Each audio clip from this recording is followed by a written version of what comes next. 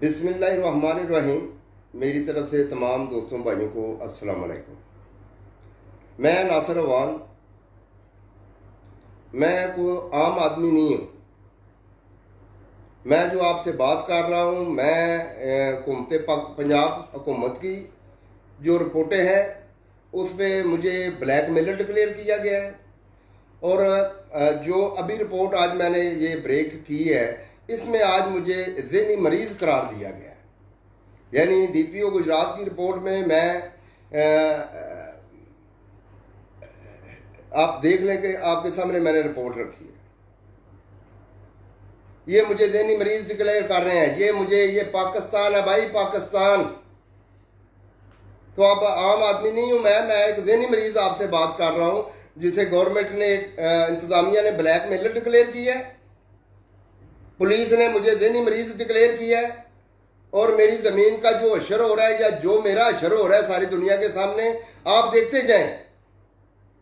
ये रिपोर्ट ज़हनी मरीज़ वाली अगर मैं किसी मसले में बनवाता तो शायद मेरा 30-35 लाख रुपया लगता।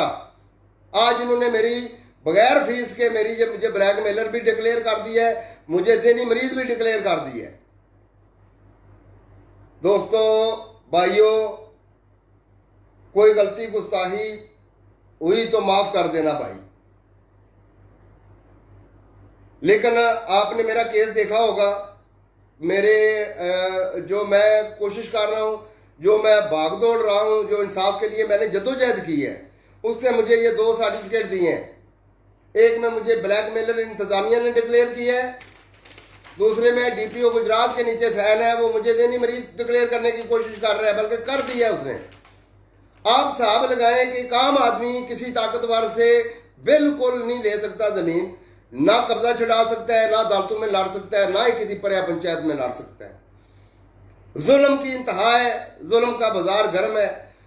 कोई फर्क नहीं पड़ता मुझे पहले दिन से पता है, मुझे अपनी कौम का भी पता है, मुझे इन अदारों का भी पता है, मुझे सिस्टम का भी पता है। लेकिन मैं आपके सामने जो आता हूं, मैं सिर्फ आपकी कोशिश करता हूं कि आपके लिए कोई भला कर सकूं और लोगों के लिए।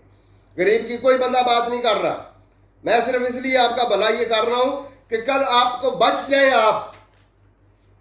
मैं ये फैसले लेके बैठा हूं, आज आपके सामने मैं सारे डिस्कस करूंगा। ये रिपोर्ट जो आपने अभी पढ़ी होगी, उसमें लिखा हुआ है कि मैं नजायज तौर पे अफसरों के खिलाफ दरखास्तें देता हूं, और दरखास्त बाज हूं मैं। आप मुझे बताएं कि किस अफसर के खिलाफ मैंने दरखास्त दी है। मेरी इंक्वायरियों में तो अफसरों ने जानबूझ के जिंदा बंदे को मुर्दा डिक्लेयर किया, मैंने तो उनके खिलाफ भी दरखास्त नहीं दी। आप इन लोगों का हिसाब लगा लें, मेरे इंसाफ में आप रुकावट देख लें। डीसी लेवल का बंदा उठ के मेरे बारे में गलत कमेंट्स दे रहा है, प्राइम मिनिस्टर ऑफ पाकिस्तान को, डीपीओ आरपीओ को। यानी आप देखें कि मैं आरपीओ साहब से मिला जाके, ये नदीर गाड़ा साहब, रियाज नदीर गाड़ा साहब से मैं जाके मिला। मैंने अपनी एक एप्लीकेशन इनके सामने रखी, मैंने कहा सर मेरा केस है, ये अदालतों से इन लोगों से जिन्होंने कब्जा किया है, मैं केस जीत चुका हूं, मेरा आप मदद करें। जो मैंने दरखास्त दी है, जो जवाब गया है वो भी आपने पढ़ा होगा। अदारे इंसाफ दे, तब्दीली आ गई है, नजर आ रही है तब्दीली, बोलने की जरूरत नहीं है, ये है तब्दीली। ये इंसाफ की राह में सारे अफसर रुकावट बन जाएंगे तो ये तब्दीली है। वैसे तो किसी को मिल जाता था इंसाफ। मेरा केस टेस्ट केस है गुजरात के लिए। मैं इंशाल्लाह ताला, आप लोगों ने अगर मेरा साथ दिया, जो पहले आप मेरा दे रहे हैं, मेरी वीडियो को आग की तरह शेयर करें। आप बताएं कि इधर क्या हो रहा है ओवरसीज पाकिस्तानियों के साथ। मैं तो कहता हूं ओवरसीज क्या पाकिस्तानी, ओवरसीज सब पाकिस्तानियों के बराबर है। ओवरसीज का नाम लेके तो परेशान हो जाता है बंदा। ओवरसीज से सादा पाकिस्तानी अच्छा है। सादे पाकिस्तानी का भी उतना ख्याल होना चाहिए जितना ओवरसीज पाकिस्तानी का ख्याल होना चाहिए। मेरे केस को जिस तरीके से इंतजामिया ने हैंडल किया, इसकी आपको 100 साल मिसाल नहीं मिलेगी। मैं उन लोगों के साथ केस ला रहा हूं जिनके पास डॉक्यूमेंट नहीं है। मैंने नज़ीर गाड़ा साहब को कहा, मैंने कहा सर आप इधर बैठे हैं, आप उन लोगों से डॉक्यूमेंट चेक करें जिन लोगों के साथ मेरा कब्जे का मामला चल रहा था। पहला सवाल मेरा ये था। दूसरा, एक पुलिस वाला मेरे जमीन के खुर्द बुर्द में इन्वॉल्व है, मेहंदी खान नाम का। मैंने कहा जी इससे पूछे कि मेरी जमीन के साथ इसका क्या लेना देना है, मेरी को रिश्तेदारी इसके साथ है। अगर इसने मेरी को जमीन बेची है तो उसके खिलाफ सख्त से सख्त कार्रवाई करे, इसने बगावती में ये काम किया है। उसके बाद मैंने तीसरी बात जो रखी, मैंने कहा जी 5 मार्च को मैं गया हूँ दफ्तर में, मेरे साथ मैंने किसी बंदे के साथ बदतमीजी नहीं की, मैं बड़े प्यार मोहब्बत से उनसे सवाल पूछ रहा था। मैं दफ्तर में गया हूँ, ये गनमैन ने मुझे क्यों मारा है? मैं कोई वायलेशन कर रहा हूँ तो मेरे ऊपर पर्चा करें। पहले भी मेरे ऊपर इन्होंने पर्चे किए, मुझे पर्चों से फर्क नहीं पड़ता। ये इन लोगों के साथ लड़ना, ये असल मुजरम है। ये असल वो कब्जा करने वाले नहीं मुजरम, ये बैठे हुए हैं जो सौरतकार हैं। मैं इंशाल्लाह ताला मेरी इंक्वायरी है, मैं अभी आपको बताता हूं कि लगी है। डीपीओ गुजरात साहब मेरा केस सुनेंगे, ये जो नए आए हैं। मैं इंशाल्लाह ताला अपना केस मैं मीडिया ट्रायल कराना चाहता हूं, मेरी आरपीओ से, मेरी आईजी पंजाब से और मेरी डीपीओ गुजरात से अपील है कि मेरा मीडिया ट्रायल कराया जाए और साबित करें कि किस तरीके से मैं ज़हनी मरीज हूं। मैं अगर अपना हक मांग रहा हूं या अपने हकूक की जंग इस करप्ट और घटिया तरीन सिस्टम में मैं लड़ रहा हूं, तो मेरी किधर गलती है? मैंने कौन सा गलत इनसे अपील की है या गलत काम मैं करवा रहा हूं? मैं तो इनसे पूछ रहा हूं कि भाई तुम सीट पे बैठे हो, अल्लाह पाक ने तुम्हें मौका दिया इधर कुर्सी पे बैठने का, लोगों के साथ इंसाफ करने का। पूछो उन लोगों से जिन्होंने मेरी जमीन पे कब्जा किया, इनके पास डॉक्यूमेंट क्या है? अगर कोई डॉक्यूमेंट है तो मीडिया के सामने रखे। मेरे केस का मीडिया फौरी ट्रायल होना चाहिए। मेरे केस में ये मेरे साथ गबन कर रहे हैं और नाइंसाफी की इंतहा कर रहे हैं। मैंने 3 सवाल रखे आरपीओ साहब के सामने। मेरा केस गुजरात में आया, मुझे आरपीओ साहब ने उस वक्त भी कहा कि डीपीओ गुजरात आपका केस सुनेगा। मैंने कहा जी कोई बात नहीं, डीपीओ साहब सुने। मैं इधर आया वापस, 24 सितंबर को मैंने एप्लीकेशन मूव किया और मेरा केस इधर आया गुजरात में। 31 को इन्होंने रिपोर्ट वापस जमा करा दिया। मुझे नहीं बताया, मुझे कॉल नहीं की इन लोगों ने। आरपीओ साहब ने कहा है कि नासिर को सुन के रिपोर्ट दें, मुझे बुलाया नहीं गया, मुझे पुलिस ने इत्तला नहीं दी और रिपोर्ट वापस उधर कर दी है कि ये बंदा ज़हनी मरीज है और ये अफसरों के खिलाफ दरखास्तें देता है और ये दरखास्त बाज है। आरपीओ आपसे पूछ रहा है कि इन बंदों से चेक करें कि इनके पास डॉक्यूमेंट क्या है, तो आपका हक बनता है उनको बुला के पूछें भाई क्या डॉक्यूमेंट है आपके पास। पहला सवाल का जवाब।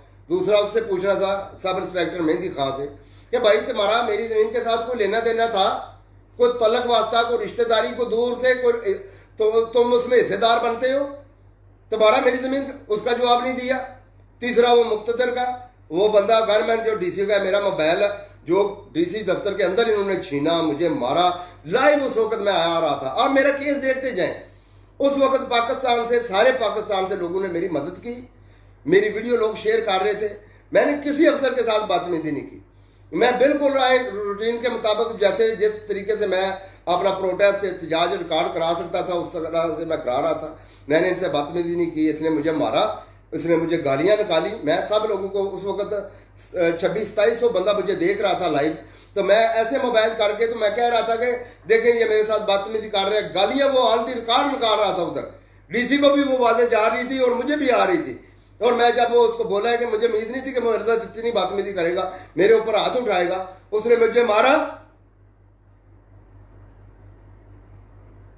और मार के कमरे में 3 उसके साथ स्क्वाड के बंदे थे, उन्होंने जनाब उधर कमरे में मुझे पकड़ा, मेरा मोबाइल छीना, मुझे मारा, बाद में मुझे थाने में अभिषेक भेजा में। ये मैं आप लोगों से इसलिए बात कर रहा हूं साहब से, आप सबके नोटिस में हो कि ये वाकया हुआ है और ये मेरे साथ क्या अशर कर रहे हैं। उसका पहली रिपोर्ट गई है 8787 से उधर लाहौर आईजी ऑफिस में, उसमें लिखा है कि ऐसा कोई वाकया पेश ही नहीं आया।